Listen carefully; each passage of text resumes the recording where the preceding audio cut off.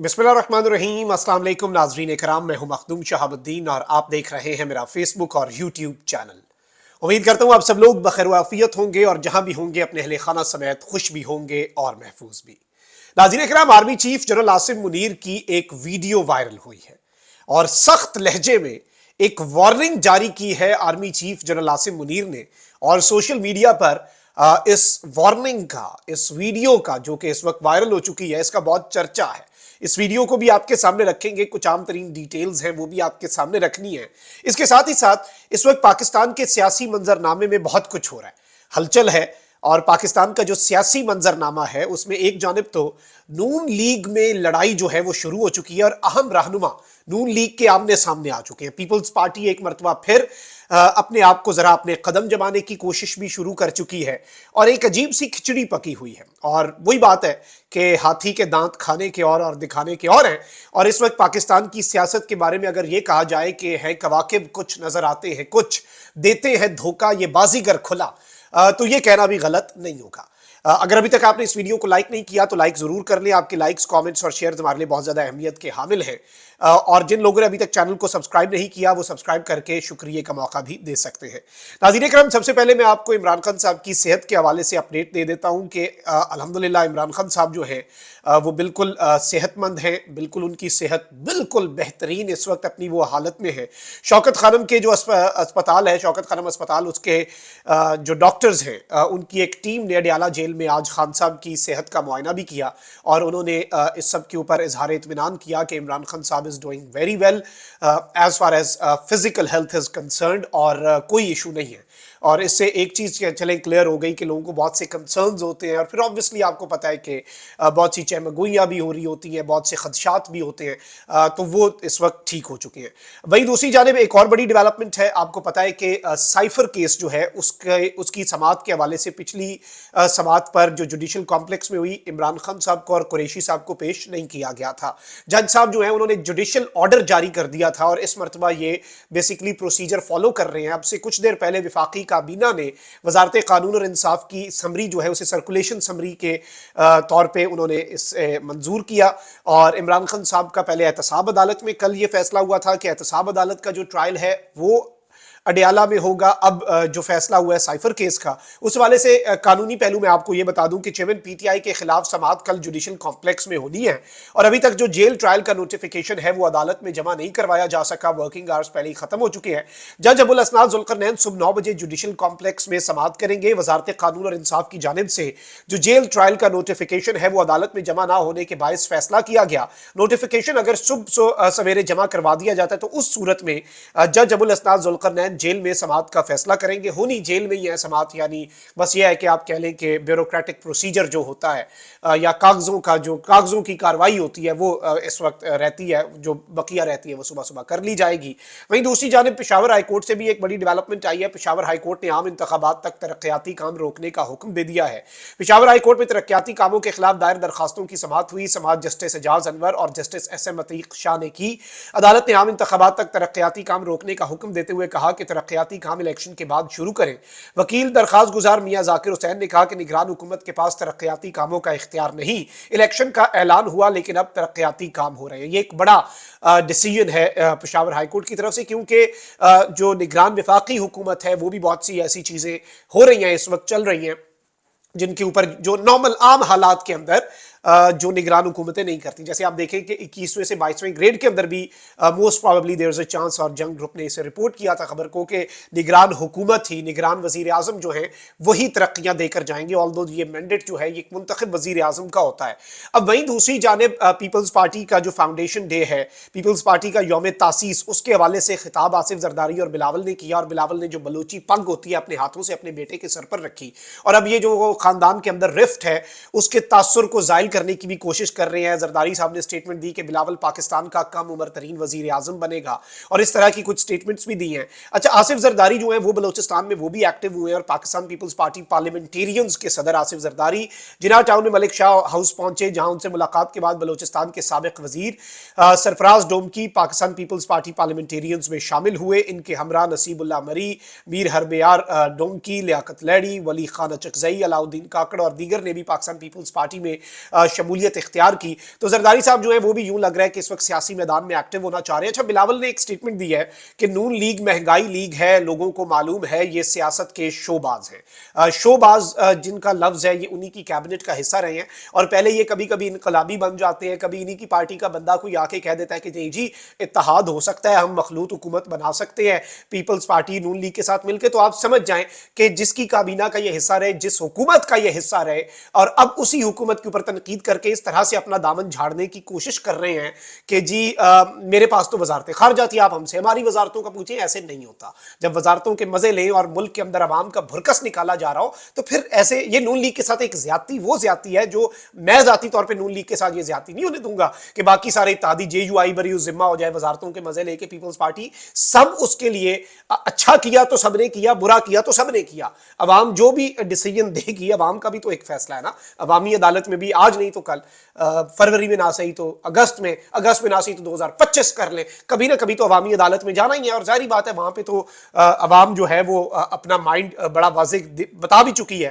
اچھا جی, اب اس سب کے اندر انہوں نے نون لیگ کو مہنگائی لیگ ڈکلیئر کر دیا اور کہا کہ لوگوں کو معلوم ہے یہ سیاست کے شوباز ہیں. مسلم لیگ نون اور پی ٹی آئی 18ویں ترمیم ختم کرنے کا نعرہ لگاتے ہیں. 18ویں ترمیم کا خاتمہ چاہنے والے صوبوں کے وسائل پر ڈاکہ مارنا چاہتے ہیں. پیپلز پارٹی اس سازش کو کامیاب نہیں ہونے دے گی اور یہ سیاست کے شوباز ہیں. ہم موسمی جمہوریت پسند نہیں, حکومت میں ہوں یا اپوزیشن میں آئین کا تحفظ کرتے ہیں. جب کوئی میمو گیٹ میں کالا کوٹ پہن کر سپریم کورٹ گیا تو آصف زرداری نے نئی طرز کی سیاست کر کے تاریخ رقم کر دی, اور اس طرح کی باتیں جو ہے وہ کرتے رہے کہ جی باقی جماعتیں اشرافیہ اور پیپلز پارٹی عوام کی نمائندگی کرتی ہے اور اشرافیہ عوام کی نمائندگی کر رہی ہے. اب یہیں سے اندازہ لگا لیں. لیکن یہ مہنگائی والی جو بات ہے, اب یہ نون لیگ کے اندر بھی ایک رفٹ بڑی کلیئر ہو گئی ہے, اور نون لیگ کے جو سینئر رہنما ہیں وہ آپس میں ایک دوسرے کے اوپر چڑھ دوڑے ہیں. رہنما مسلم لیگ نون ہے جی دانیال عزیز, انہوں نے اپنی ہی پارٹی کے سیکرٹری جنرل احسن اقبال کو تنقید کا نشانہ بناتے ہوئے احسن اقبال صاحب کو مہنگائی کا ذمہ دار قرار دے دیا ہے. ایک بیان میں دانیال عزیز کا کہنا تھا کہ احسن اقبال بلدیاتی حکومتوں کے بارے میں خود کو عقل کل سمجھتے ہیں. احسن اقبال کو مقامی حکومتوں سے متعلق تقریر جھاڑنے سے پہلے جواب دینا چاہیے کہ جب وہ گزشتہ دور حکومت میں پرائس مانیٹرنگ کمیٹی کے چیئرمین تھے تو ریکارڈ توڑ مہنگائی پر قابو کیوں نہ پا سکے. اب یہ احسن اقبال پہ تنقید کریں یا نہ کریں, لیکن یہ کم از کم پچھلی دور حکومت کے اندر یہ اپنی ان کی حکومت کے اوپر اور اپنی کیپیبلٹیز کے اوپر and overall Noon League کی کیپیبلٹیز کے اوپر کم از کم یہ اظہار عدم اعتماد ہے. اور عوام کے اندر تو پہلے سے ہی آپ کو پتہ ہے کیا جذبات ہیں.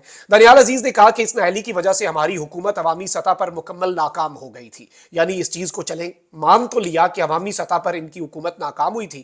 ہماری پارٹی مسلم لیگ نون مہنگائی کو کم رکھنے کا بہت اچھا ریکارڈ رکھتی تھی, لیکن مہنگائی کی وجہ سے ہماری پارٹی کی ساکھ کو شدید نقصان پہنچا.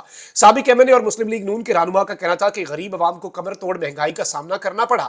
جو احسن اقبال کی مکمل نااہلی اور ناکامی تھی, پارٹی نے مہنگائی کا نوٹس لیا ہوتا تو ناکامی پر یقیناً احسن اقبال کو برطرف کر دیا جاتا. یعنی پارٹی کا بھی قصور ہے کہ انہوں نے احسن اقبال صاحب کو برطرف نہیں کیا. انہوں نے کہا کہ الیکشن سر پر ہیں اور پارٹی مہنگائی کا نوٹس نہ بھی لے تو عوام ہر حال میں لیں گے. اب وہ ووٹ کو جاری مہنگائی سے جوڑ رہے ہیں جس کے ذمہ دار احسن اقبال ہے. یعنی یہ فرسٹریشن ہے بیسیکلی, اور یہ کھل کے پارٹی پہ تو نہیں تنقید کر رہے, لیکن کہہ رہے ہیں کہ پارٹی نے نوٹس نہیں لیا, عوام نے نوٹس لے لیا, بیکاز ہی نوز کہ گراؤنڈ میں کیا صورتحال ہے. اور کوئی تو اسکیپ گوٹ آپ کو چاہیے, کوئی تو بلی کا بکرا آپ کو چاہیے جس کے اوپر آپ سارا جسے آپ کہتے ہیں نا کہ وزن جو ہے وہ ڈال سکیں. تو یہ ایک ایسی ڈیولپمنٹ تھی, میں نے کہا چلیں یہ بھی آپ کے سامنے رکھ دیتے ہیں. اور ان سب نے لڑنا ہے, انہیں سمجھ نہیں آ رہی ایک ہو کے خان کا مقابلہ کریں یا آپس میں لڑائی کا بہانہ بنا کے خان کا مقابلہ کریں, خود کو ایک الٹرنیٹ کے طور پر لائیں یا جو بھی لائیں. اچھا وہیں دوسری جانب ایک اور ویڈیو جو ہے وہ بڑی وائرل ہو رہی ہے, اور اس ویڈیو کا میں نے جس طرح سے آپ کو ابتدائی میں بتایا, یہ army chief general Asim Munir کی ایک بچی کے ساتھ, ایک شہید سپاہی کی پراعتماد بیٹی کے ساتھ بیسیکلی آرمی چیف کا مکالمہ ہے. اور شہداء جو ہے یہی ظاہری بات ہے ایک میسج بھی ہے سب کے لیے کہ ہمارے شہداء ہمارا فخر ہے, اور ایک شہید سپاہی کی بیٹی بھی آپ کے آرمی چیف کے سامنے اپنی آواز جو ہے وہ اٹھا سکتی ہے, انہیں اپنے مسائل بتا سکتی ہیں, which is a good precedence. اور اس سے پہلے بھی ہم نے دیکھا کہ جب بھی اس طرح کے معاملات ہوتے ہیں, اور اس سے پہلے جب بھی یوم شہداء ہوتا ہے تو اس کے بعد چاہے جنرل راحیل شریف تھے اس دور میں بھی ہم نے دیکھا اس طرح کی چیزیں وٹنس کی کہ شہداء کے اہل خانہ کے مسائل سنتے تھے, ان کے ساتھ بات چیت کرتے تھے. تو یہ ویڈیو بڑی وائرل ہو رہی ہے, بلکہ یہ ویڈیو میں آپ کو دکھاتا ہوں پھر آگے بڑھتے ہیں. جو گھر میں ابھی کون نوکری کر رہا ہے بیٹا؟ کوئی نہیں تو آپ یہ کیسے چلتے ہیں؟ اچھا بس اور کچھ نہیں ہے, بھائی ہیں کتنے بڑے ہیں؟ میں سب سے بڑی ہوں، مجھے ایک بہن ہے اور اس سے چھوٹے تین بھائی ہیں۔ اچھا وہ بہت چھوٹے ہیں۔ ماما کیا کرتے ہیں؟ کام کرتے ہیں؟ نہیں گھر کے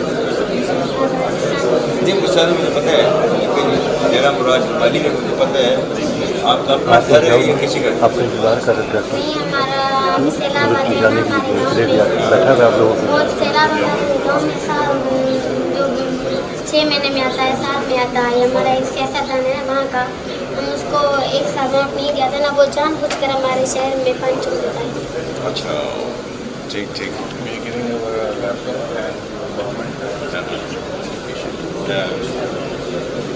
ہاں یہ یار دیکھنا ٹھیک ہے جی، گھر کا بھی دیکھ لیں ادھر ہے جو ہے نا وہ ڈیرا جان کے پانی چھوڑ دیتا ہے ہماری زمینوں کے اوپر، ٹھیک ہے جی، سینڈ میسج ٹو دیٹ ڈیرا، ٹھیک ہے جی، کہ پانی تمہارا پھر پہنچ جائے گا کہیں اور، ٹھیک ہے حالانکہ پانی نکلنے نہیں کا چھوڑے راستہ گا ہوتا ہے۔ ابھی نہیں چھوڑے گا فکر میں، ابھی اس کی زمین کی طرف پانی ڈال دے گا، ٹھیک ہے ہاں بالکل پریشان نہیں ہونا، بالکل پریشان نہیں ہونا، ٹھیک ہے، اور ماما کو سلام دیں،